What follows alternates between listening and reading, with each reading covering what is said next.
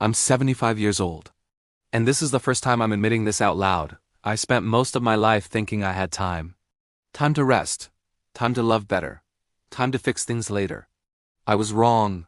The silence in this big empty house is a constant reminder of that. It's funny, you spend a lifetime building something, filling it with things, only to realize the most valuable parts were the people you pushed away to get them. I grew up in a small Ohio town. Good people, simple life. But I wanted more. I saw the factory smoke, the tired faces, and I swore that wouldn't be me. I chased success like it was the answer to everything, the only way to prove my worth. Long hours turned into late nights. I missed birthdays, school plays, dinner conversations. I told myself and I told my wife that I was doing it all for them, for our family. To give them a life I never had.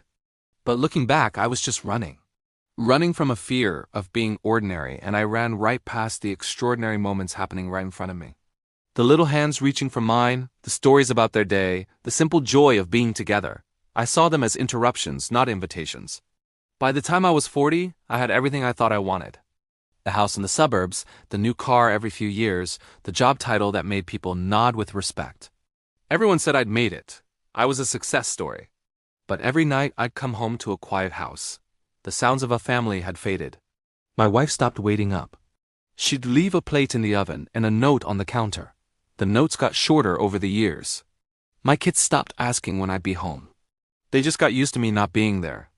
The silence wasn't peaceful, it was heavy. It was the sound of absence. The sound of a life being lived around me, instead of with me. I had built a beautiful cage, and I was the only one in it. I remember my son's high school graduation like it was yesterday. He stood there, so proud, diploma in hand.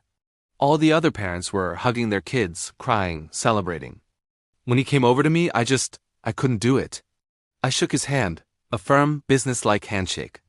Men didn't show feelings where I came from. We were taught to be providers, to be strong, to be pillars. Emotions were a weakness. I saw a flicker of disappointment in his eyes, but it was gone in a second. He just nodded and said, "Thanks, Dad." 2 weeks later, he moved out for college. We talked less and less every year. The calls became shorter, the topics more superficial. I didn't know how to cross the distance I had created. Then, when I was 60, my wife got sick. Nothing prepares you for that. Suddenly, all the deadlines, the stock prices, the business deals, they all meant nothing. I spent days sitting in that cold, sterile hospital room holding her hand. Her hand, which had once held our children, cooked our meals, and reached for me in the night, now felt so fragile. One afternoon she turned to me, her voice a whisper, and said, "I just need you. Not the money. Not the house. Just me." And I didn't understand what she meant, not really. I thought being there physically was enough. I sat by her side, but my mind was still elsewhere, worrying about things that didn't matter. I didn't understand until it was almost too late. She recovered, thank God, but things were never quite the same. Now the house is quiet again, but for a different reason. She's gone. And I'm alone at this big kitchen table eating dinner by myself, night after night.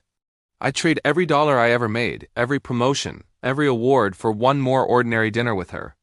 One more argument about what to watch on TV. One more simple, boring, beautiful day. You don't realize that the small, everyday moments are the ones that make up a life until you have no more of them to make. One night, not long after she passed, my phone rang. A number I didn't recognize. It was late. I almost ignored it. I was tired of talking to people, tired of their condolences. But something made me answer. It was my son. His voice was shaky. He said, "Dad." I don't know who else to call. For the first time in years, he wasn't calling out of obligation. He was calling because he needed his father. We met at an old American diner the next day. The kind of place my wife and I used to go. Over lukewarm coffee, he told me everything. His marriage was falling apart. He was scared of failing his own kids the way he felt I had failed him. Then he said something that hit me like a punch to the gut. "I never needed the money, Dad. I just needed you to see me." He didn't want a provider. He wanted a father. All those years, I thought I was giving him the world, when all he wanted was my time, my attention, my presence. Not long after that, I went for a checkup. My doctor sat me down and spoke about time in a way I'd never thought about it before. He didn't talk about years. He talked about quality of life. He talked about limited chances.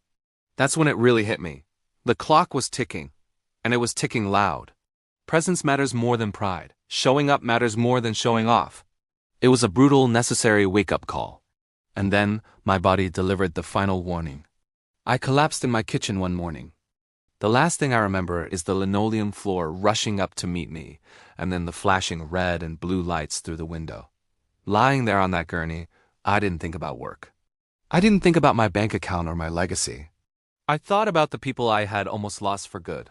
My wife, my son, the connections I had taken for granted. When I woke up in the hospital, my son was there, sitting quietly in a chair beside the bed. He stayed with me every day. We didn't always talk. Sometimes we just sat there in silence, watching the TV, but he was there. He showed up. And in that quiet shared space, I finally understood. Love isn't grand gestures or expensive gifts. It's not about fixing everything. It's about showing up. It's about being present, even when it's uncomfortable, even when you have nothing to say. It's just being there. I'm getting older now. I walk a little slower. I spend a lot of my time just walking, especially around sunset. I've learned that success without connection is just a decorated form of loneliness. It's empty. Time doesn't wait for you to get your priorities straight. And the people you think will always be there, one day, they won't be. You can't rewind the clock. You can't go back and unmiss those birthdays or unsay those harsh words. So if you're watching this, if any of my story sounds familiar, please don't wait like I did. Don't wait for a diagnosis or a tragedy to wake you up. Put down your phone. Leave work on time. Hug longer. Listen harder. Choose the people you love, right now, while you still have the chance. I'm 75 years old.